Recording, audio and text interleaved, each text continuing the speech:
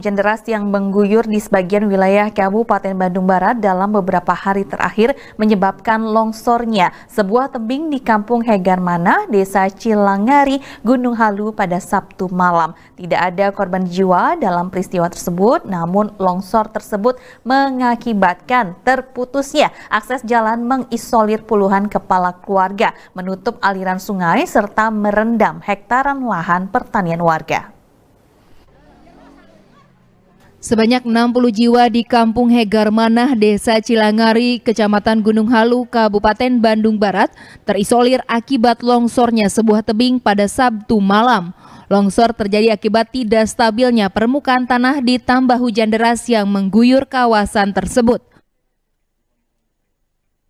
Longsor yang mengakibatkan banjir lumpur tersebut telah memutus jalan penghubung antara Kampung Lembur Awi dengan Kampung Hegarmana. Warga pun tidak dapat berbuat banyak akibat tinggi dan luasnya genangan lumpur. Selain itu, longsoran juga telah menutup aliran sungai hingga merendam lahan pertanian milik warga seluas 4 hektar. Alhasil padi siap panen milik warga dipastikan gagal panen. Meski tidak ada korban jiwa, namun warga masih khawatir jika terjadi longsor susulan yang bisa mengancam puluhan rumah warga di sekitarnya. Terkena imbas juga, Pak? Iya, terkena imbas dari sungai itu besar. Ya, sawah semua ya benar. Sawah Bapak gagal panen jadinya, Pak? Gagal panen. Gagal panen. Mencapai berapa hektar ini ya.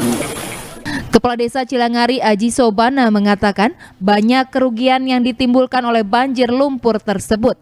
Salah satunya yakni hektaran sawah warga yang siap panen dipastikan gagal. Gagal panen, yakin akibatnya mungkin warga Desa Cilangari akan kekurangan pangan.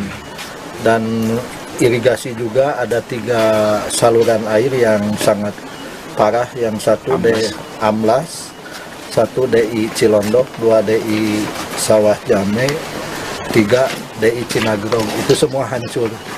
Sedangkan di tahun kemarin kami sudah mendapatkan bantuan pembangunan, sekarang semuanya hancur lagi. Warga berharap pemerintah Kabupaten Bandung Barat turut membantu mengatasi permasalahan yang dihadapi warga, khususnya Kampung Hegarmana dan Kampung Lembur Awi.